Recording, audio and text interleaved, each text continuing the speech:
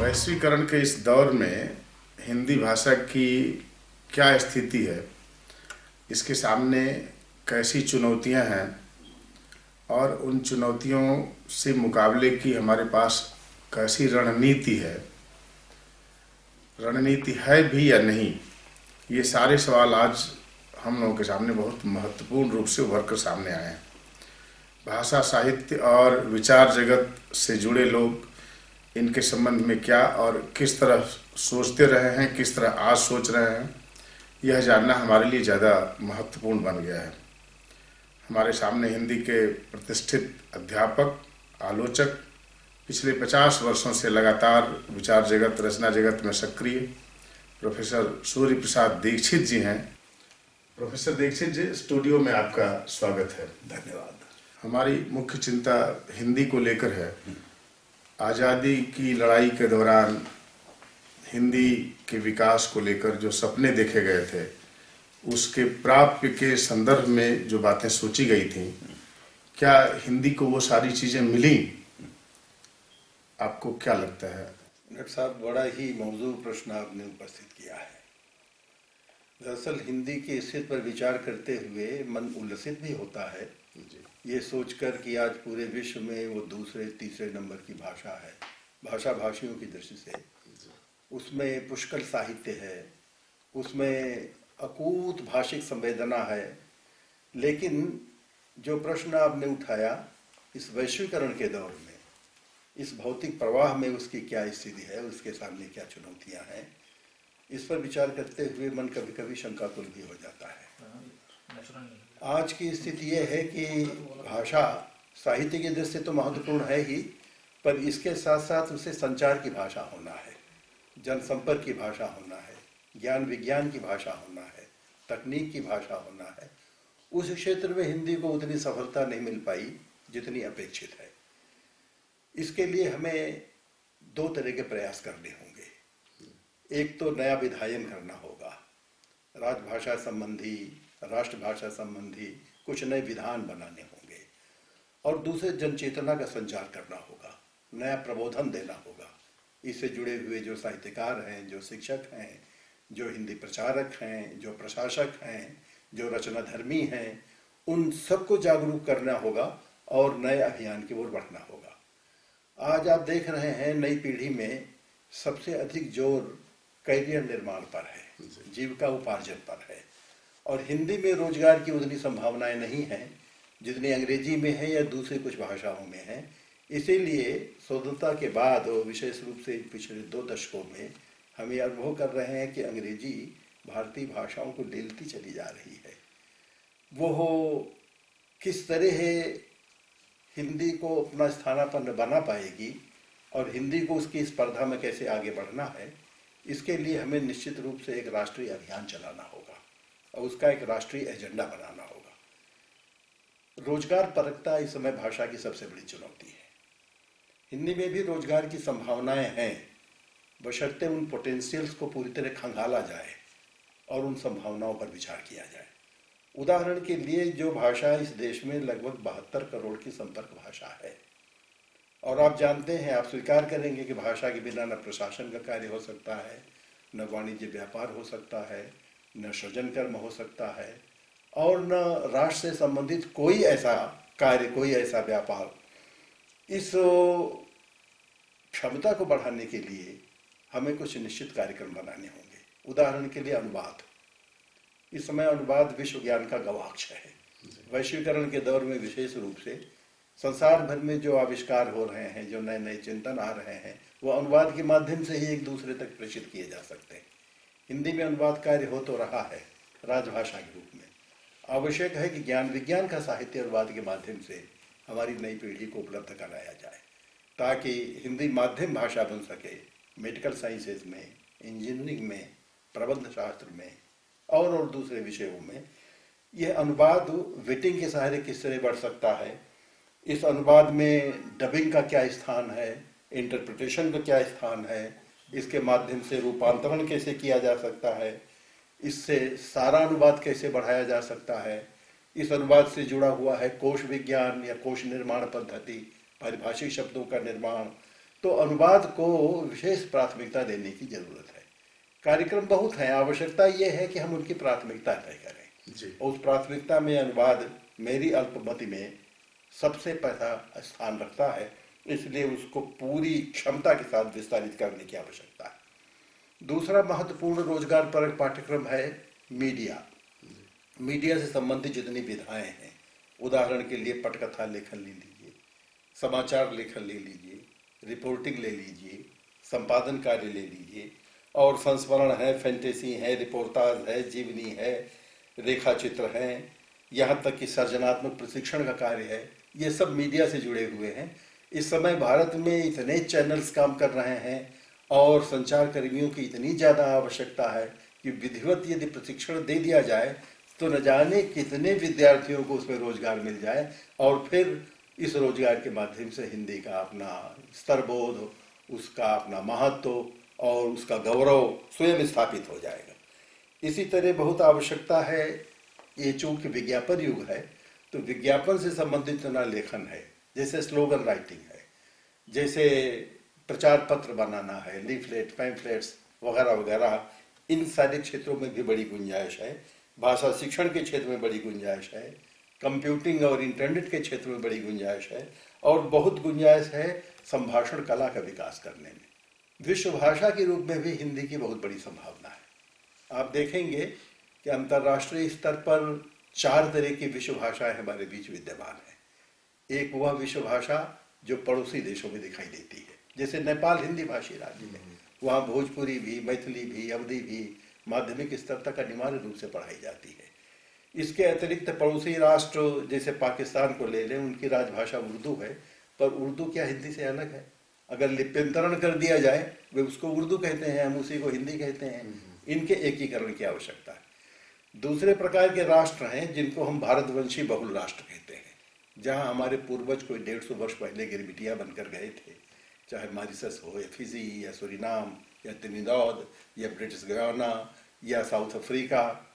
इस तरह के राष्ट्रों में भी हिंदी के भिन्न भिन्न रूप प्रचलित हैं। त्रिनिदाद में जो हिंदी है उसको त्रिनी हिंदी कहते हैं, सूरीनाम में जो हिंदी है उसको सरनामी हिंदी कहते हैं, नेटाल में जो हिंदी बोली जाती है उसको नेटाली हिंदी कहते हैं। इन तमाम तरह के हिंदी रूपों को एकजुट करने की आवश्यकता है, उन लेखकों को अपने इतिहास में स्थान देने की आवश्यकता है, उनको हिंदी परिवार से जोड़ने की आवश्यकता है। तो इस रूप में हिंदी का यह स्वरूप जितना आज है उससे कई गुना ज़्यादा विकसित हो जाएगा। एक चौथा रूप है जिसको इन दिनों NRIs यानी अप्रवासी भारतीय भाषा कहते हैं। हमारे नवयुवक को जीविका की खोज में यूरोप में, अमेरिका में, खाड़ी देशों में दूर दूर तक जा बसे हैं।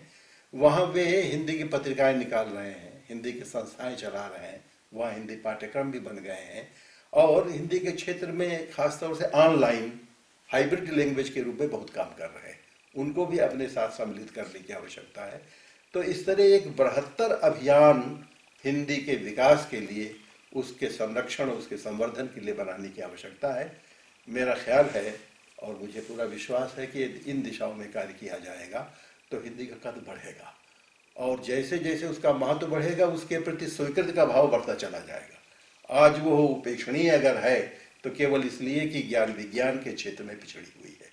साहित्यिक भाषा के रूप में कोई कमी नहीं है, राजभाषा के रूप में उसकी एक अपनी प्रतिष्ठा है, लेकिन ज्ञान विज्ञान की भाषा के रूप में जिसमें संदर्भ ग्रंथ लिखे जाए, जिसमें ज़्यादा ज़्यादा रीडिंग मटेरियल दिया जाए, जिसका ज़्यादा ज़्यादा कंप्यूटरीकरण हो जाए, उस भाषा की दिशा में सुनियोजित कार्यक्रम चलाने की आवश्यकता है। मेरा ख्याल है कि इस दिशा में बढ़ते हुए हम हिंदी का अधिकाधिक विकास कर सकेंगे। बहुत बढ़िया, आपने बहुत ही महत्वपूर्ण संकेत किया कि ज्ञान विज्ञान की भाषा के रूप में हिंदी को विकसित करने की आवश्यकता है।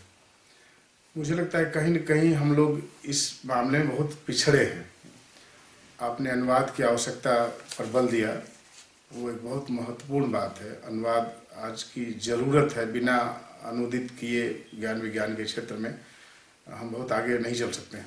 लेकिन एक दूसरी जो कमी मुझे लग रही है, ख़ास तौर से आप भी इसको महसूस करते होंगे, कि ज्ञान विज्ञान खास तौर से विज्ञान और समाज विज्ञान के क्षेत्र में जितना लेखन हिंदी में होना चाहिए, मौलिक लेखन, वह नहीं हुआ है। बल्कि कहा जाए कि लगभग नगण्य जैसी स्थिति है।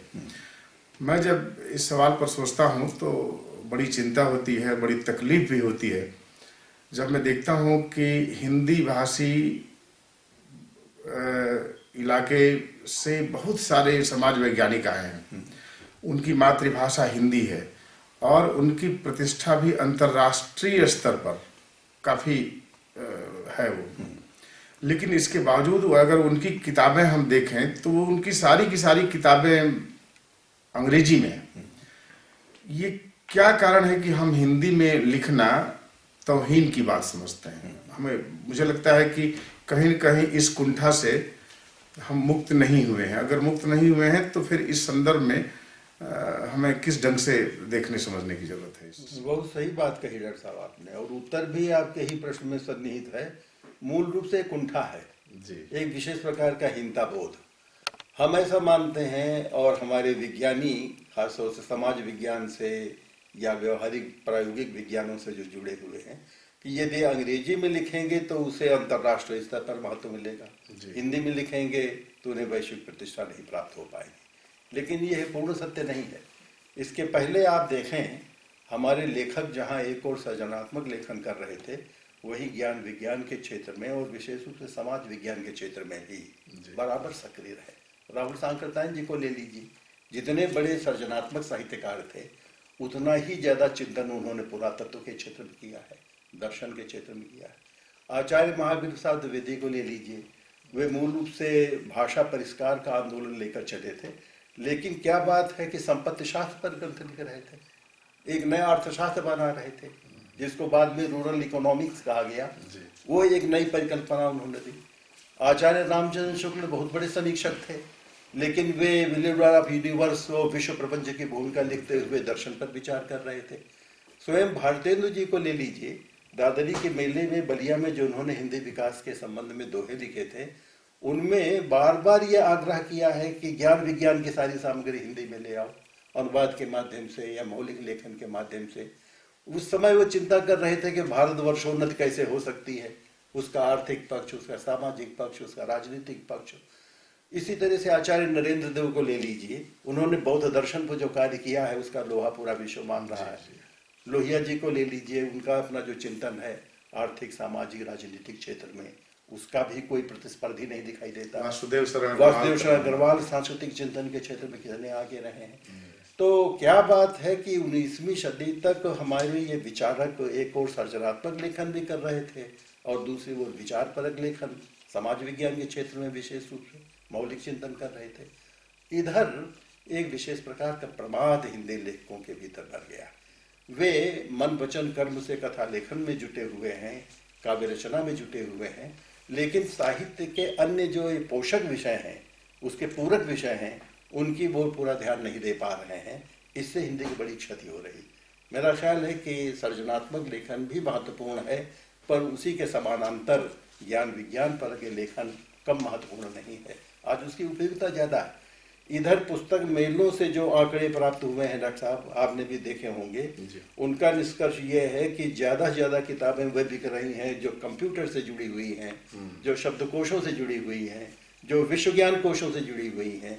इसलिए कि हिंदी का क्षेत्र अभी वीरान पड़ा हुआ है अंग्रेजी की तुलना में। विशेष रूप से वहाँ अगर 3500 इंसाइक्लोपीडियाज हैं तो हिंदी में अभी 1 दर्जन से ज़्यादा नहीं बन पाई। और कोई भाषा अगर ज्ञान विज्ञान से संवर्धित नहीं होगी तो वो आज की पीढ़ी को, जो बहुत तीव्र गति से आगे बढ़ रही है, उसके सामने बहुत सारी चुनौतियां हैं, उसकी आवश्यकता पूर्ति नहीं कर पाएगी। भाषा को उपयोगिता के स्तर पर उतारता है। केवल काव्यानंद, केवल स्वांता सुखाय लेखन, यह अब आवश्यकता की पूर्ति नहीं कर पाएगा। आवश्यकता की पूर्ति का तात्पर्य है उसको अपने समय से जोड़िए। 21वीं शताब्दी की जो आवश्यकताएं हैं, जो चुनौतियां हैं, उनसे जुड़िए। और इसीलिए हमको एक विशेष अभियान चलाना होगा या प्रबोध देना होगा कि जहां आप समानांतर लेखन कर रहे हैं, सर्जनात्मक लेखन, उसी के साथ साथ वे बुद्धिजीवी हैं, उनके पास चिंतन के अच्छे सूत्र हैं और अपार स्वाध्याय संपदा है, बशर्ते उनका थोड़ा ध्यान इस दिशा में चला जाए तो इस क्षति की पूर्ति सरलता से की जा सकती। आपको ध्यान होगा प्रख्यात समाजशास्त्री प्रोफेसर श्यामाचरण दुबे ने जी अपने एक लेख में इस बात पर बड़ी चिंता जाहिर की है कि हिंदी में लेखन कार्य को समाज विज्ञान की दुनिया में महत्वपूर्ण नहीं माना जाता है। उन्होंने अपना उदाहरण देते हुए कहा कि जब मुझे पेश करना होता है अपने विश्वविद्यालय में, अपने बायोडाटा में जोड़ना होता है अपना लेखन कार्य, तो हिंदी में लिखी हुई पुस्तकों और निबंधों को लोग स्वीकृति नहीं देते हैं, उनकी गिनती नहीं करते हैं। और आप यह भी जानते हैं कि श्यामाचरण दुबे जी का संबंध जिस विश्वविद्यालय से रहा है वो हिंदी भाषी प्रदेश का एक विश्वविद्यालय रहा है। और उस स्तर के समाज वैज्ञानिक के साथ जब यह स्थिति है और हिंदी प्रदेश के एक विश्वविद्यालय में कार्य करने वाले प्रोफेसर के साथ यह स्थिति है, तो कहीं न कहीं हमको इस दिशा में भी काम करने की जरूरत है। और जन जागरूकता नहीं होगी तो विश्वविद्यालयों पर दबाव नहीं पड़ेगा। हमारे शिक्षा क्षेत्र में जिस तरह के अभिजात मानसिकता वाले लोग वर्चस्व की स्थिति में हैं, कहीं न कहीं वो हिंदी को दूसरी तीसरी श्रेणी की भाषा समझते हैं और कहीं न कहीं एक उसके साथ जो बर्ताव करते हैं वो निहायत गलत है। तो इस संदर्भ में क्या कुछ करने की जरूरत है? सबसे बड़ा उपाय ये है कि उस मनोविज्ञान से, विशेष रूप से हीनता बोध से हिंदी पाठक वर्ग को मुक्त कराया जाए। मनोविज्ञान को बदलने के दो उपाय हैं। आरंभ में मैंने कहा कि एक तो नियमन करना होगा, यानी अधिक से अधिक इंसेंटिव्स देने होंगे जिससे उनका आकर्षण इस दिशा में बढ़े, और दूसरे उनको प्रबोधन देना होगा, समझाना होगा संगोष्ठियों के माध्यम से, अपने लेखन के माध्यम से, पत्र पत्रिकाओं के माध्यम से कि इसको हे न समझें। अगर इस मानसिकता से मुक्ति मिल जाएगी तो हमारा प्रकाशक वर्ग भी इन पुस्तकों को प्राथमिकता पूर्वक छापने के लिए तैयार हो जाएगा। सरकार से भी जोर देना होगा और जोर देकर ये कहना होगा कि वे अधिकाधिक इस प्रकार के संस्थान खोलें और इन विषयों को वरीयता प्रदान करें। विश्वविद्यालयों को भी ये चिंतन करना होगा कि अपने पाठ्यक्रम में अपेक्षित परिवर्तन करें, जैसे आपने अपने पाठ्यक्रम में किया। विचारधाराओं का इतिहास और विकास अब हमारे हिंदी साहित्य के पाठ्यक्रम का एक अंग बन गया है। केवल कविता कहानी पढ़ाने मात्र से ही साहित्य का उद्देश्य पूरा नहीं होता। आवश्यकता ये है कि विश्व चिंतन से हमारा साहित्य किस प्रकार जुड़ा हुआ, चाहे मनोविज्ञान हो, चाहे समाजशास्त्र हो, चाहे आर्थिक समस्याएं हो और दूसरी समस्याएं। तो इधर हमारे साहित्य में दलित चेतना का जो स्वर उठा है, स्त्री विमर्श का जो स्वर उठा है, आदिवासी चेतना और विमर्श को लेकर जो बात हो रही, अल्पसंख्यकों पर जो विचार हो रहा है, उसी के साथ साथ काव्यशास्त्र और इतिहास के अंतर्गत हम अस्तित्ववाद की चर्चा करते हैं, हम गांधीवाद की चर्चा करते हैं, हम मार्क्सवाद की चर्चा करते हैं, और जितने चिंतन और उनकी धाराएं दिखाई दे रही हैं जो किसी न किसी रूप में साहित्य से जुड़ी हुई हैं, इनको अब प्रश्रय देकर अधिकाधिक महत्व देते हुए पढ़ाने और समझाने की, खासतौर से इनके सही स्वरूप को प्रस्तुत करने की आवश्यकता है। उससे प्रेरित होकर अधिकाधिक लेखक की दिशा में जाएंगे और निरंतर उनकी गुणवत्ता बढ़ती जाएगी, और जैसे जैसे उनका स्तर बढ़ेगा वैसे ही इनका प्रकाशन बढ़ेगा, फिर इनकी स्वीकृति बढ़ेगी, और तब वो विचारधारा की दृष्टि से हिंदी समृद्ध से समृद्धतर होती चली जाएगी। मुझे मुक्तिबोध की एक बात याद आती है। उन्होंने एक जगह लिखा कि साहित्य को मानवता के भविष्य निर्माण के स्वप्न से जोड़कर देखने की जरूरत है। मैं समझता हूं कि आप उसी ओर संकेत कर रहे हैं। बिल्कुल डॉक्टर साहब, साहित्य केवल विगत का ही नहीं होता, केवल वर्तमान का यथार्थ बोध बता देने से ही पर्याप्त नहीं हो जाता। साहित्य और ज्ञान मात्र की सबसे बड़ी चिंता है भविष्य की पहचान जी। आने वाले समय की आहट जो सो लेता है। हमारे यहाँ प्रोफेसर शब्द का अर्थ ही यह था जो प्रोफेसी कर सके, जो भविष्य की रूपरेखा पहले से जो समझ सके और फिर उसको यथा समय ग्रहण कर सके। तो आवश्यकता ये है कि हम वर्तमान समय से गुजरते हुए जो भावी परिवर्तन संभावित हैं उनको परिलक्षित करें और दूसरों को कराएं। तो ये भविष्य चिंतन साहित्य का सबसे बड़ा प्रयोजन है।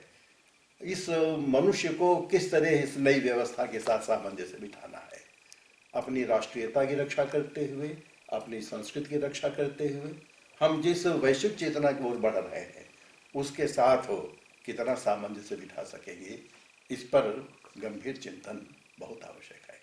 आपको संभवतः स्मरण हो, बनारस हिंदू विश्वविद्यालय के स्थापना का जो समारोह हुआ था बहुत धूमधाम से बनारस में, तो उसमें गांधी जी भी आए थे जी। 4 फरवरी 1916 में उस सभा में गांधी जी ने हिंदी में बोलना आरंभ किया। हिंदी में उन्हें बोलने की इजाज़त नहीं दी गई। देश भर के राजा महाराजा तमाम सब जुटे हुए थे, बहुत बड़े बड़े अंग्रेज अधिकारी सब थे, उन्हें हिंदी में बोलने की इजाज़त नहीं दी गई।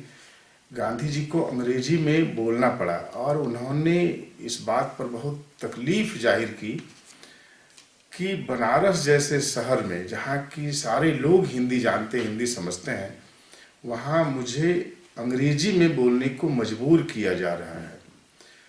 उसी व्याख्यान में उन्होंने कहा कि अगर हम अपनी भाषा में अपने उत्तम विचार व्यक्त नहीं कर पाते हैं तो हमारा संसार से उठ जाना ही अच्छा है। ये उनके शब्द हैं। तो मुझे लगता है कि गांधी जी उस समारोह में जो बोल रहे थे और उस विश्वविद्यालय को लेकर जिस सपने की बात उन्होंने की थी, उन्होंने यह बात जोर देकर कही थी कि मुझे विश्वास है कि बनारस में स्थापित होने वाला यह विश्वविद्यालय ज्ञान विज्ञान के सभी अनुशासनों में हिंदी का प्रयोग करेगा और इससे हिंदी भाषा के विकास को ही गति नहीं मिलेगी बल्कि हिंदी प्रदेश और हिंदुस्तान की जनता के विकास का एक मार्ग प्रशस्त होगा। तो मैं समझता हूँ कि गांधी जी का यह सपना भी कहीं न कहीं उसी विश्वविद्यालय में चूर हो गया, जमाना पहले चूर हो गया और शायद ही कोई विषय है हिंदी को छोड़कर जिसमें कि ठीक ठिकाने ढंग से शिक्षा दी जा रही हो। उच्चतर शिक्षा बनारस हिंदू विश्वविद्यालय में ही, हिंदी प्रदेशों के तमाम विश्वविद्यालयों की यही स्थिति है कि साइंस की शिक्षा का माध्यम भी अंग्रेजी ही बनी हुई, हिंदी ढंग से वहाँ भी शिक्षा का माध्यम नहीं बन पाई है। तो कहीं न कहीं शिक्षा जगत से जुड़े हुए, उच्चतर शिक्षा जगत से जुड़े हुए लोगों को भी आत्मावलोकन की आवश्यकता है और हमें सिर्फ अकादमिक बहसों में ही न उलझकर जनता के बीच ऐसे सवालों को जाने और जनप्रतिनिधियों से बात करके एक बड़ी मुहिम चलाने की जरूरत मुझे लग रहा है कि ये संभवतः है। वरना अगर यह नहीं होगा तो हम हिंदी की स्थिति को लेकर बहुत विलाप की स्थिति में रहेंगे और निकट भविष्य में अंग्रेजी के लगातार बढ़ते वर्चस्व के इस दौर में हिंदी का बहुत अच्छा भविष्य मुझे नहीं नजर आ रहा है। बहुत सही बात उठाई है डॉक्टर साहब आपने। माध्यम भाषा का प्रश्न इन दिनों बहुत बड़ी विडंबना का प्रश्न है। दरअसल कोई भी देश अपनी मातृभाषा के बिना जब दूसरी भाषा के माध्यम से शिक्षण कार्य कराता है तो उसका पूरा विकास नहीं हो पाता है। भाषाविदों का मत है कि मौलिक चिंतन मात्र अपनी मातृभाषा में ही हो सकता है, उस भाषा में जिसमें हम सपने देखते हैं। विश्व के बड़े बड़े आविष्कार जो हुए हैं वो प्राय स्वप्नावस्था में यानी अवचेतन के क्षणों में हुए। अवचेतन के क्षणों में चिंतन के फ्लैशेज आते हैं, उनको अगर संभाल लिया जाए तो निश्चय ही महत्वपूर्ण आविष्कार हो जाएगा। लेकिन हम हिंदी प्रदेशों से जुड़े हुए लोग अभी कुछ हीनता बोधग्रस्त हैं और उसी के साथ साथ कुछ यथास्थितवादी ज़्यादा हो गए। जिस भाषा में उन्होंने पढ़ा था, जिस भाषा में उनके नोट्स हैं, उसी भाषा को पढ़ा देना गतानुगतिक ढंग से सुविधाजनक लगता है। उसकी जगह नई प्रणाली का प्रयोग करना, नई तैयारी करना, यह अपेक्षाकृत कठिन महसूस होता है। और दूसरा जो आपने भी कहा, एक विशेष प्रकार का हिंसा बोध कि अगर अंग्रेजी बोलते हैं तो विद्वान माने जाएंगे, हिंदी बोलते हैं तो घरेलू आदमी समझे जाएंगे। इस मानसिकता से भी हमें लड़ना है। गांधी जी तो स्वप्नदर्शी थे, खास तौर से जो उन्होंने भविष्य का चिंतन किया था और उसके माध्यम से जो एक दूरदृष्टि सजोई थी, जीवन भर वो उसका संदेश देते रहे। अंतर्राष्ट्रीय मंचों तक से कहते रहे कि दुनिया से कह दो गांधी हिंदी भूल गया है। और जो हिंदी का प्रयोग नहीं करता है, उन्होंने घोषित किया था कि वो राष्ट्रद्रोही है। उनके प्रभाव से बहुत दिनों तक हिंदी का प्रयोग चलता रहा, लेकिन जैसे ही उनका प्रभाव कम हुआ, उनका शरीर न रहने के बाद, वैसे ही औद्योगिकरण और वैज्ञानिकता के नाम पर अंग्रेजी पूरे देश में छा गई। बीच बीच में जो प्रयास हुए इधर वैश्वीकरण या उदारीकरण या निजीकरण के दौर में, वो योजना फिर ध्वस्त होती हुई दिखाई दे रही। आवश्यकता यह है कि माध्यम भाषा के रूप में हिंदी को अधिकाधिक स्थान दिया जाए। आप ये अनुभव करेंगे, मैंने विद्यार्थियों को निकट से देखा है और ये महसूस किया है कि उनकी 80% क्षमता भाषा के स्तर पर खर्च हो जाती है। जी, अंग्रेजी नहीं समझ पाते हैं, भले कॉन्वेंट स्कूलों से पढ़कर आए हों। बोलचाल की अंग्रेजी तो उनकी समझ में आ जाती है, कन्वर्सेशनल, लेकिन अंग्रेज लेखकों के उन ग्रंथों को और उनके वाक्य विन्यास को वो पूरी तरह हृदयंगम नहीं कर पाते। शब्दकोश देख देख करके किसी तरह अर्थ निकालते हैं। तो जब 80% क्षमता केवल भाषा के स्तर पर व्यय हो जाएगी, तो 20% से नया आविष्कार क्या कर पाएंगे। इसीलिए आपने देखा कि अरबों खरबों रुपए व्यय होने के बावजूद इन 65 वर्षों में हम कोई मौलिक शोध कार्य नहीं कर पाए हैं। बिल्कुल अंतर्राष्ट्रीय स्तर पर 200 विश्वविद्यालयों की सूची जो भी जारी की गई थी शोध की उपलब्धियों की दृष्टि से, उसमें भारत का कोई विश्वविद्यालय शामिल नहीं है। ये शर्मनाक स्थिति है। जी जी। और इसका निदान, बहुत बड़ा निदान यही है कि हम अपनी भाषा के माध्यम से शिक्षण कार्य का आरंभ करें। एक राष्ट्रीय योजना के अंतर्गत इसमें सरकारी संस्थाओं को भी सहायता देनी चाहिए और साथ ही हम सबको अध्यापक के रूप में अपनी अपनी संस्थाओं में भी यह अभियान चलाना होगा। माध्यम भाषा के रूप में हिंदी प्रतिष्ठित हो जाए तो मैं समझता हूं कि उसके पूर्ण विकास में और उसके अंतर्राष्ट्रीय स्वरूप पर कहीं कोई बाधा नहीं रह जाएगी। मैं समझता हूं कि तभी हम अंग्रेजी के वर्चस्व से लड़ने की स्थिति में भी हो पाएंगे। और जैसे जनता का दबाव बहुत मायने रखता है, तो जनता के स्तर पर अगर हमें जागरूकता नहीं आती है तो कहीं न कहीं जो हमारे प्रतिनिधि हैं वो इससे पूरी तरह से बेखबर जैसे रहते हैं। लगता है कि उनको कोई मतलब नहीं है ऐसी चीज़ों से, उनकी चिंताएं कुछ दूसरी हैं। शिक्षा के संदर्भ में उन्हें चिंतन की फुर्सत नहीं है। ढेर सारे सवाल तथाकथित उनके दिमाग में घूमते रहते हैं, ये कहने की जरूरत नहीं है। शिक्षा को लेकर जितना गंभीर चिंतन, खासतौर से प्राथमिक शिक्षा को लेकर जितना गंभीर चिंतन करने की आवश्यकता है, उसमें भी कहीं न कहीं हम पिछड़ रहे हैं। गांधी जी का जोर इसी पर था जी, कि प्राथमिक शिक्षा के स्तर पर। अब देखें कि हिंदी प्रदेशों के जो विद्यार्थी निकलते हैं, उच्चतर शिक्षा के क्षेत्र में काम करते हैं, लेकिन भाषा के मामले में बड़ी दयनीयता के शिकार होते हैं, दिखते हैं। एक एमए का विद्यार्थी भी ढंग से एक अनुच्छेद अगर हिंदी न लिख पाए तो फिर रोने की तबीयत होती है। बिल्कुल सही। तो प्राथमिक शिक्षा के स्तर पर अगर हम जागरूक नहीं होंगे, वहीं अगर हम सचेत नहीं होंगे, भाषा के सवाल को गंभीरता से नहीं उठाएंगे, तो मुझे नहीं लगता है कि हम कोई बढ़िया सार्थक लेखन, ज्ञान विज्ञान के क्षेत्र में कोई ढंग की सामग्री हम हिंदी में पेश कर पाएंगे। बहुत सही जी। जनभाषा के लिए डॉक्टर साहब मैं समझता हूँ एक राष्ट्रव्यापी आंदोलन की आवश्यकता है जी, लेकिन यह आंदोलन लोहिया वाला आंदोलन नहीं होना चाहिए। भाषाई सौहार्द के साथ हमारी जितनी भगिनी भाषाएं हैं, भारतीय संविधान ने 22 भाषाओं को संवैधानिक भाषा की मान्यता प्रदान की जी। हमारी अकादमी 24 भाषाओं को मान्यता देकर चल रही है। ये सभी भाषाएं एक ही स्रोत से निकली हैं और इनमें बड़ा भाव साम्य है, लेकिन राजनीति ने इन्हें लड़ा दिया है।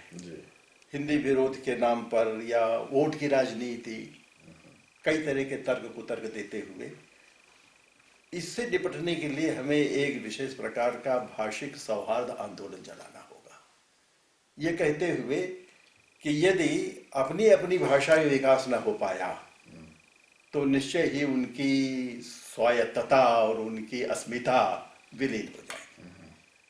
आप जानते हैं भारतेंदु ने कितने पहले कहा था कि निज भाषा उन्नति है सब उन्नति को मूल। वहां निज भाषा की बात कही थी, हिंदी की बात नहीं कही थी। जी जी।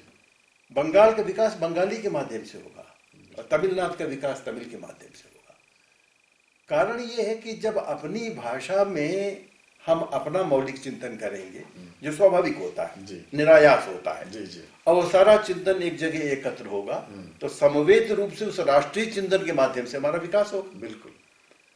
अभी स्थिति ये है कि हमारा गांव का कुशल श्रमिक जो रूरल टेक्नोलॉजी लेकर चल रहा है उसका आविष्कार केंद्र तक नहीं पहुंच पाता। चाहे वो लकड़ी का काम कर रहा हो या लोहे का काम कर रहा हो, वो भी इंजीनियरिंग है, रूरल इंजीनियरिंग है, लेकिन हमारे पास विदेशों से आई हुई इंजीनियरिंग के नीचे वो दब गई है। इसकी आवाज वहां तक नहीं पहुंच पाती है और अंग्रेजी के माध्यम से आया हुआ ज्ञान विज्ञान उसे नहीं समझ में आता। दोनों के बीच भेद है। अगर इन दोनों में समन्विति और एक विशेष प्रकार का सामंजस्य स्थापित हो जाए तो आप देखें कि ज्ञान विज्ञान के क्षेत्र में कितना आगे बढ़ जाएंगे। दूसरी स्थिति यह है कि राजनीति ने जो यह विघटन की प्रक्रिया चलाई है, जनता को प्रबोध देकर राजनीतिकों के षड्यंत्र से उसे बचाने की आवश्यकता है। ये उग्र भाषावाद के नाम पर नहीं चल पाएगा। हमें इंसेंटिव्स देने हैं, प्रोत्साहन देने हैं, हिंदी शिक्षण की अधिकाधिक व्यवस्था करनी है और उन सबको मिलजुल कर आगे बढ़ाने का कार्यक्रम बनाना है। अंग्रेजी किस प्रभाव से आप देख रहे हैं कि हिंदी इंग्लिश होती चली जा रही है। जी जी। और उसी तरह से बंगाली बंगालिश हो गई है, तमिल तमिलिश हो गई है, उनकी अपनी अस्मिताएं समाप्त होती चली जा रही है। अगर इन सबका सामूहिक वर्चस्व एक जगह एकत्र हो जाए तो ये सारी भाषाएं मिलकर अंग्रेजी से स्पर्धा कर सकती हैं और अपनी भाषा के माध्यम से अपना विकास कर सकती है। इस अभियान को आगे बढ़ाने की आवश्यकता है। इसके लिए भारत सरकार ने कई उपक्रम स्थापित किए हैं। अलग अलग बहुत सारी संस्थाएं, चाहे केंद्रीय हिंदी संस्थान हो या निदेशालय हो या एकेडमी हो, राज्य की जो एकेडमीज हैं इस दिशा में काम कर रही हैं और विश्वविद्यालय भी अग्रसर हैं, लेकिन सबके अलग अलग प्रयत्न हैं। मैं ये चाहता हूँ, प्रसाद जी की कामायनी के एक उक्ति याद आ रही है कि शक्ति के विद्युत कण जो व्यस्त विकल बिखरे हैं हो निरुपाय, समन्वय उनका करे समस्त, विजयनी मानवता हो जाए। इन सबके सामंजस्य और समाहार की आवश्यकता। अंग्रेजी के संदर्भ में आपने बातें कही, अंग्रेजी से हिंदी का रिश्ता कैसा होना चाहिए, इस पर जाहिर है कि मैं समझता हूँ कि बहुत दिनों से विचार हो रहा है, लेकिन नए संदर्भों में हमें इस सवाल पर भी नए ढंग से सोचने की जरूरत है। एक तरफ अंग्रेजी के तमाम शब्द हिंदी में आ रहे हैं और कई बार तो हम लोगों को बड़ी शर्मिंदगी झेलनी पड़ती है कि हिंदी भाषी विद्वानों को भी बोलते समय, लिखते समय इतने अंग्रेजी के शब्दों का प्रयोग करने को मजबूर होना पड़ता है। वो सिर खुजलाने लगते हैं, उनके पास शब्दावली का अभाव है, शब्द नहीं मिलते हैं हिंदी में। तो क्या इस स्थिति में हिंदी का विकास हो सकता है? अंग्रेजी का इतना ज्यादा वर्चस्व दिखता है, दिमाग पर हावी है और मुझे लगता है कि शब्दावली हमारी बहुत सीमित होती चली जा रही है और अंग्रेजी के शब्द अब जो बहुत आम फाम शब्द हैं उनका विरोध नहीं होना चाहिए, वो हमारी भाषा में सहज स्वीकृत होने चाहिए, लेकिन ऐसे ऐसे शब्द जिनके लिए हिंदी में दर्जनों पर्याय हैं और वो रोजमर्रा के इस्तेमाल में आते हैं शब्द, वो ऐसे शब्दों की जगह भी हम अंग्रेजी के उन शब्दों का प्रयोग करने में अपना गौरव समझते हैं जो कम इस्तेमाल में आते हैं। तो इस स्थिति से भी बचने की कहीं न कहीं जरूरत है और हिंदी अंग्रेजी के सवाल को भाषा के स्तर पर अगर देखें आप तो वाक्य संरचना, हिंदी की वाक्य संरचना आज बुरी तरह से क्षतिग्रस्त हो रही है अंग्रेजी के प्रभाव में। वाक्य संरचना जो अंग्रेजी की होगी हिंदी की उस तरह की नहीं हो सकती, लेकिन अब इतना ज्यादा असर हमारी वाक्य संरचना पर अंग्रेजी से पड़ रहा है, तो कहीं न कहीं जो अपनी अस्मिता, हमारी जो भाषाई अस्मिता है वह भी संकट में हमें दिखती है। निस्संदेह देखिए, अंग्रेजी से हमें कोई गुरेज नहीं है जी। हमें मानते हैं कि अंग्रेजी ज्ञान विज्ञान की भाषा है जी।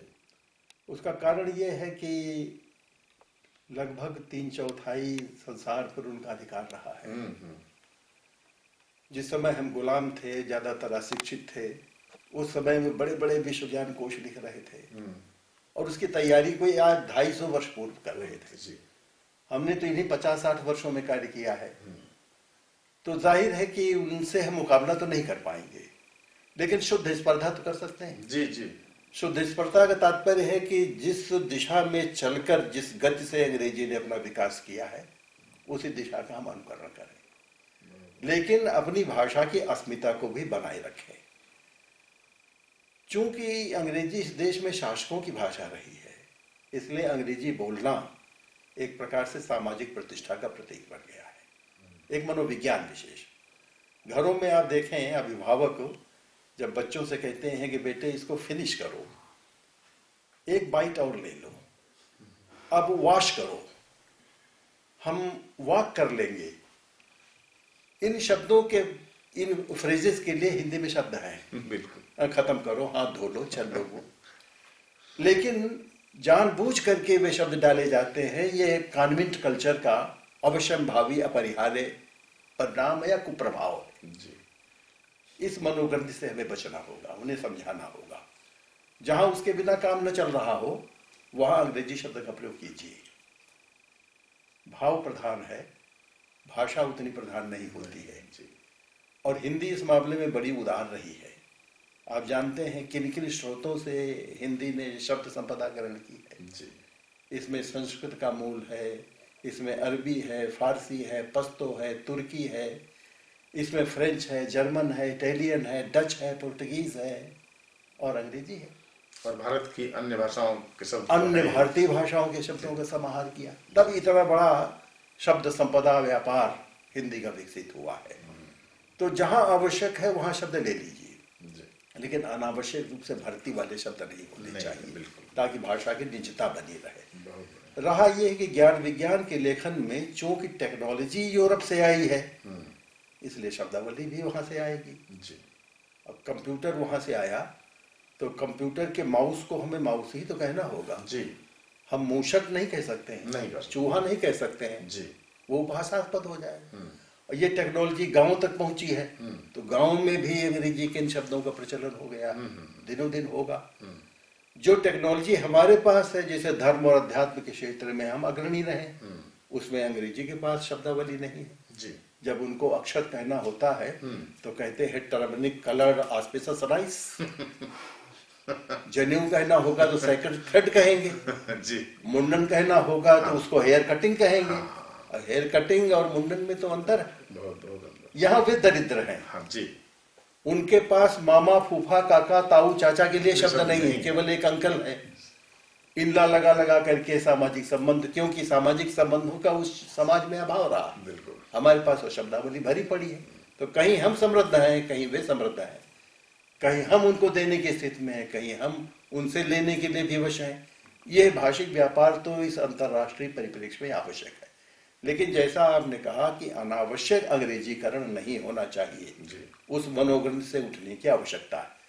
रहा ज्ञान विज्ञान के क्षेत्र में पारिभाषिक शब्दावली का प्रश्न, हमारे वैज्ञानिक तकनीकी शब्दावली आयोग ने 8.5 लाख शब्द बनाए हैं जी।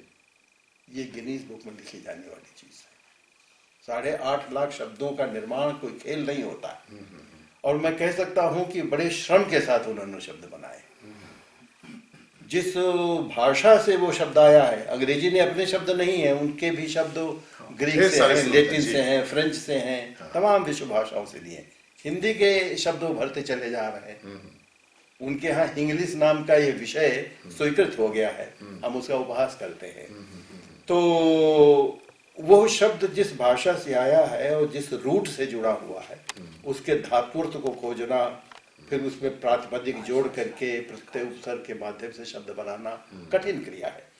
पर होता यह है डॉक्टर साहब कि जो शब्द पहले से प्रचलित हो गया, अब माइक्रोफोन प्रचलित हो गया तो माइक और माइक्रोफोन ही कहेंगे। उसके लिए ध्वनि विस्तारण, ध्वनि घोषा का कोई शब्द बनाइए नहीं चल पाएगा। मोबाइल शब्द प्रचलित हो गया, अब उसके लिए कितने पर्यायवाची हिंदी में गढ़ डालिए, नहीं चलेगा। जो पहल कर जाता है वही हावी हो जाता है। तो चूंकि इस क्षेत्र में अंग्रेजी के शब्द पहले से स्थापित हो गए थे, इसलिए उनके प्रतिशब्द लोकप्रिय नहीं हो पा रहे। फिर भी बहुत सारे शब्द चले हैं और दिनों दिन चलते चले जा रहे हैं। आप देखें कि यह भी एक विशेष प्रकार की जन मनोविज्ञान होता है। उदाहरण के लिए तत्काल शब्द हिंदी में आया, अब इसका कोई अंग्रेजी शब्द तो नहीं मिलता। दिल्ली में आप जाएं तो वहां मुद्रिका सेवा, रिंग रोड सर्विस के लिए अब रिंग रोड नहीं कोई कहता, मुद्रिका सेवा, मुद्रिका सेवा। आधार शब्द अभी सरकार ने दिया, आधार प्रचलित हो गया, सभी भाषाओं में चला गया। हमें कोशिश करनी है कि वे शब्द जो अधिकाधिक भारतीय भाषाओं में चलते हैं उनके पारिभाषिक शब्द बनाएं। एक बार इन पारिभाषिक शब्दों के पुनरीक्षण की आवश्यकता है बहुत, और उसमें जो शब्द अप्रचलित है उनको निकाल देने की जरूरत है। जो कामकाजी शब्दावली है उसको अगर प्रकाशित किया जाए और उसका अभ्यास कराया जाए। बिल्कुल, अभी तक ये कार्य स्वैच्छिक रूप से हो रहा है क्योंकि विश्वविद्यालयों को स्वायत्तता प्राप्त है, जबरदस्ती कोई नियम उन पर लागू नहीं हो सकता। और चूंकि हम अध्यापक अधिकतर कह लीजिए कि यथास्थितिवादी है, इसलिए परिवर्तन के लिए तैयार नहीं होते। पर मैं समझता हूँ धीरे धीरे परिवर्तन हो रहा है। ये तीव्रतर गति से हो, ये हमारी कामना है और उस दिशा में प्रयास करने की आवश्यकता है। बहुत बढ़िया। महात्मा गांधी अंतर्राष्ट्रीय हिंदी विश्वविद्यालय ने पिछले वर्ष समाज विज्ञान विश्वकोश का प्रकाशन किया है। 6 खंडों में ये विश्वकोश प्रकाशित हुआ है और मुझे लगता है कि समाज विज्ञान के विद्यार्थियों के लिए, उससे जुड़े हुए अध्यापकों के लिए बहुत ही महत्वपूर्ण वो कोर्स है। तो इस तरह का काम लगातार होना चाहिए, तभी फिर इस तरह के अभाव की पूर्ति बिल्कुल किसी न किसी रूप में होगी। डॉक्टर साहब, साहित्य तो सबके सहित है जी। अगर किसी विषय से रहित होगा तो राहित्य कहलाएगा, उसको साहित्य नहीं कहा जा सकता। जी। साहित्य में दर्शन भी है, समाजशास्त्र भी है, इतिहास भी है, उसमें विज्ञान भी है और जीवन जगत से संबंधित सारे विषय किसी न किसी रूप में विद्यमान रहते हैं। हमारे अपने साहित्य को ले लीजिए, उसके कई रूप हैं। मीडिया से प्रसारित होने वाला साहित्य एक प्रकार का साहित्य है। लोक जीवन व्याप्त जो वाङ्मय है, जो हमारे लोकगीत हैं, जो लोक कथाएं हैं, जो लोक नाट्य हैं, जो उनकी लोकोक्तियां हैं और उसके माध्यम से जो लोक भाषा आती है, वो एक खास तरह का साहित्य है। अभिजात वर्ग का साहित्य जो छपी हुई किताबों में मिलता है, उसकी अपनी अलग कोटि है। जनपदीय भाषाओं में लिखा हुआ जो साहित्य है, जैसे अवधी में, ब्रज में, भोजपुरी में, राजस्थानी में, बघेली में, छत्तीसगढ़ी में, उसकी एक अपनी अलग इयत्ता है।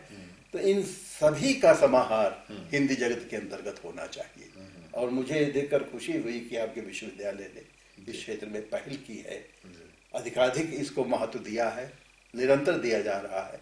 इससे हमारे मन में तो मंगल आशा पैदा हो गई है कि हिंदी का बृहत्तर हित होगा, जो आम जनता तक जाए, जिसका लाभ आम जनता तक मिले। और निश्चय ही उस तरह का काम मातृभाषा में ही हो सकता है जो जनता तक जाएगा, क्योंकि जनता के सवाल भी तभी उठेंगे, जनता के सवाल ढंग से तभी उठ पाएंगे जबकि जनता की भाषा में उस तरह का चिंतन हो, उस तरह का लेखन हो। तो एक सामाजिक प्रतिबद्धता लेखकों में, रचनाकारों में, अध्यापकों में, हिंदी से जुड़े हुए तमाम तरह के जो लोग हैं उनमें कहीं न कहीं होनी चाहिए। सामाजिक प्रतिबद्धता और गहरी सामाजिक प्रतिबद्धता अगर नहीं होगी तो मुझे लगता है कि कहीं न कहीं हिंदी का विकास, उसका संवर्धन उस तरह से नहीं हो पाएगा जिस तरह से कभी सोचा गया था। बहुत सही कहा डॉक्टर साहब। साहित्य का तो अर्थ ही है जो हितकर है जी, जो लोक मंगल परक है जी अगर उसमें लोक हितैषणा का भाव नहीं है तो वो कलाकृति हो सकती है, वो साहित्य नहीं होगा। जी जी प्रतिबद्धता उसकी पहली शर्त है। जी जी प्रतिबद्धता जीवन के प्रति, प्रतिबद्धता जगत के प्रति, प्रतिबद्धता मानव समाज के प्रति।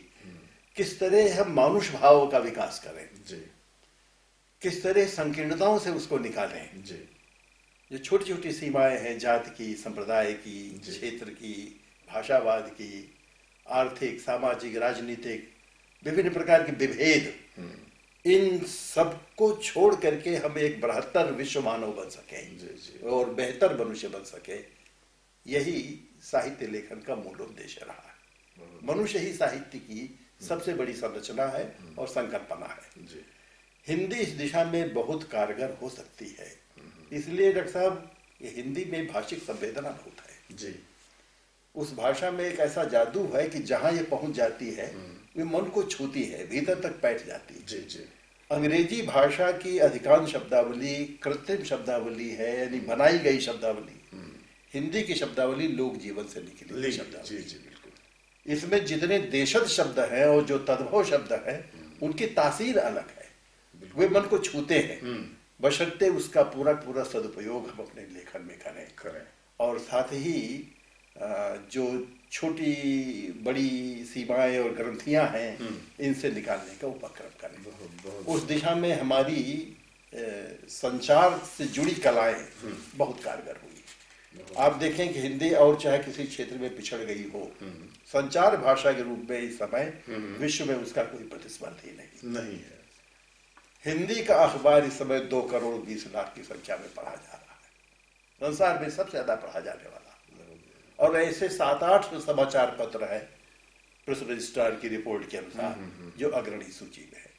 आपको ध्यान होगा, अभी 10-20 साल पहले जब ये विश्व चैनल भारत में घुसे थे, सब अंग्रेजी लेकर आए थे, लेकिन 6 महीने के भीतर उनको यह महसूस हो गया कि अगर यहाँ अपना व्यवसाय करना है और लाभप्रदता अर्जित करनी है तो हिंदी का माध्यम अपनाना होगा। और इस समय सारे चैनल्स में, चाहे मनोरंजनात्मक कार्यक्रम हो या प्रबोधपरक कार्यक्रम हो, लेकिन हिंदी का वर्चस्व। यहाँ तक कि हिंदी फिल्मों को आप ले लीजिए, देश देशांतर में कहीं जाएंगे, आपको हिंदी की फिल्मों के गाने बजते हुए सुनाई देंगे, संवाद लोग याद करते हैं और ये विश्वास रखते हैं। हिंदी के साथ एक जादू जो काम करता है कि कोई भी व्यक्ति 3 महीने हिंदी भाषी क्षेत्र में रह लेता है तो हिंदी बोलने लग जाता है। बड़ी संक्रामक भाषा है, तो इसकी संवेदना शक्ति का सदुपयोग करना है और उस रूप में जो विश्व संवेदना, मानव संवेदना, उसका संप्रेषण, उस दिशा में हम यदि योजनाबद्ध रूप से इसी तरह सक्रिय रहेंगे तो हमें पूरा विश्वास है कि आने वाले कुछ दशकों में अपना अभीष्ट स्थान प्राप्त कर लेंगे। बहुत बढ़िया। इसमें जो संवेदना है, उसमें जो शक्ति निहित है, जिसकी ओर आपने संकेत किया, उसका सदुपयोग अगर हम करें तो जाहिर है कि हिंदी और हिंदी जैसी अन्य भाषाएं, अन्य भारतीय भाषाएं सब विकसित होंगी और एक दूसरे से जुड़कर परस्पर सहयोगी रवैया एक दूसरे के प्रति अपनाकर ही वो ठीक से विकास कर पाएंगी और अंग्रेजी से लड़ने की स्थिति में तभी वो अपने को भी पाएंगी, इसके अभाव में वो नहीं कुछ कर पाएंगे। बहुत सही निष्कर्ष आपने निकाला है। हिंदी का विकास एकाकी हिंदी के विकास नहीं है जी, वो समस्त भारतीय भाषाओं के विकास है, बल्कि भारतीयता का विकास है। जी जी जी। सामूहिक शक्ति से हम इस विदेशी प्रभाव को समाप्त कर सकते हैं और अपनी अस्मिता स्थापित कर सकते हैं। यह बोध हो जनसाधारण तक पहुंच जाए तो मैं समझता हूँ कि सारी समस्याओं का समाधान किसी न किसी रूप में जरूर निकल आएगा। जी। अज्ञे जी की एक बात को उद्धृत करने का लोभ मैं सम्वरण नहीं कर पा रहा हूँ। हिंदी वालों के संदर्भ में उन्होंने लिखा है अपने एक निबंध में, उनकी पंक्ति है, पहले लोग दिल्ली रहकर काशी वास का स्वप्न देखते थे, अब लोग काशी रहते हुए दिल्ली वास को परम पद मानते हैं और वे भी हिंदी वाले थे और ये भी हिंदी वाले हैं। इस पर आपकी टिप्पणी में? बहुत सही बात कही है। अज्ञे जी तो स्वप्न दृष्टा थे, जितने बड़े कवि थे उतने ही बड़े चिंतक भी थे। इधर जो प्रचंड भौतिक प्रवाह आया है जी आप देख रहे हैं, गांव उजड़ते चले जा रहे हैं। जी सारी प्रतिभा वहां से पलायन करके नगरों में छोटे छोटे गांव बनाकर रहने लग गई है। तो पहले जो हमारे आकर्षण केंद्र थे, तीर्थ स्थान थे, छोटे छोटे स्थान जहां बड़े बड़े कलाकार रहते थे, अब उन सब का पलायन राजधानी की ओर हो रहा है। राजधानी की ओर इसलिए कि वहां ज्यादा सुविधाएं हैं, वहां ग्लैमर है, एक विशेष प्रकार का चाकचक दिखाई देता है।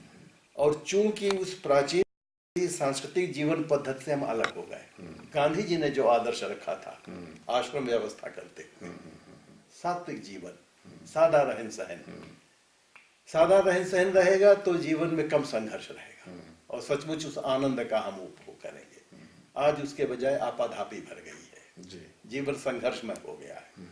भौतिक दृष्टि से बहुत संपन्न है लेकिन भीतर से विपन्न है, अमानुषिक होते चले जा रहे हैं। तो शहरीकरण का यह प्रकोप जो बढ़ा है, ये सचमुच हिंदी जगत ही नहीं पूरे भारतीय मानस के लिए बहुत बड़ा अभिशाप है। इस समस्या से कैसे उबरा जा सकता है, किस तरह पुनर्वास किया जाए, किस तरह राजधानी को विकेंद्रित किया जाए, अलग अलग स्थानों में सुविधाएं उपलब्ध कराई जाए, इसका एक बहुत बड़ा नमूना आपका विश्वविद्यालय है। जी जब इसकी स्थापना हो रही थी, जी संयोग से स्थापना समिति से मैं जुड़ा हुआ था। अच्छा तो बहुत वाद विवाद चला और 5 दिनों तक इस पर संघर्ष होता रहा कि विश्वविद्यालय दिल्ली में स्थापित किया जाए या वर्धा में स्थापित किया जाए। क्योंकि कमिटमेंट वर्धा के लिए था, यहाँ शिलान्यास तक हो गया था। गांधी जी का नाम भी लोग इसे हटाना चाह रहे थे, क्योंकि गांधीवादी विचारधारा उनको रास नहीं आ रही थी। और दुर्भाग्य से समिति ने बहुमत से दिल्ली में विश्वविद्यालय स्थापित करने का निर्णय पारित कर लिया। हम 2 व्यक्ति, रामलाल पारिक जी थे और मैंने नोट ऑफ डिसेंट दिया था, लेकिन एकाकी रह गए थे। बाद में मैं श्रद्धांजलि दे रहा हूँ नरसिंह राव जी को, जिन्होंने अपने विशेषाधिकार से कहा कि नहीं, ये वर्धा में ही होगा और इसका नाम गांधी जी के नाम पर ही रखा जाएगा। तो प्रधानमंत्री ने चूंकि अपना वीटो लगाया, तब यहाँ स्थिति आई। वरना देख रहा हूँ कि तर्क यही दिया जा रहा था कि दिल्ली में रहेगा तो वहाँ हवाई उड़ान की सुविधा रहेगी, वहाँ यांत्रिकता की सुविधा रहेगी, वहाँ विदेशों से आने वाले लोगों को हर तरह की सुविधाएं प्राप्त होंगी। और इसके विपरीत तर्क दिया जा रहा था कि हम गांधी जी के आदर्शों को स्थापित करना चाहते हैं, उसके लिए वर्धा से अच्छा उपयुक्त स्थान और क्या हो सकता है। तो सचमुच एक बहुत बड़ा मोह जो हम भारतीयों के भीतर भर गया है, भौतिक चाकचक्य का, उसे उभरने की आवश्यकता है। उसके बिना जीवन में सुख संतोष का अनुभव नहीं किया जा सकता। ये विश्वविद्यालय उसका संदेश दे रहा है।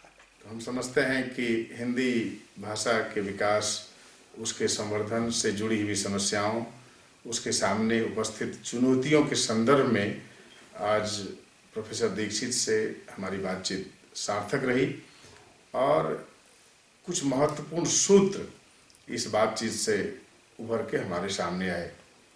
प्रोफेसर दीक्षित, आप हमारे आमंत्रण पर हमारे विश्वविद्यालय में आए, हमारे स्टूडियो में आए, आपने इस महत्वपूर्ण विषय पर बातचीत की हमसे। बहुत बहुत धन्यवाद। धन्यवाद।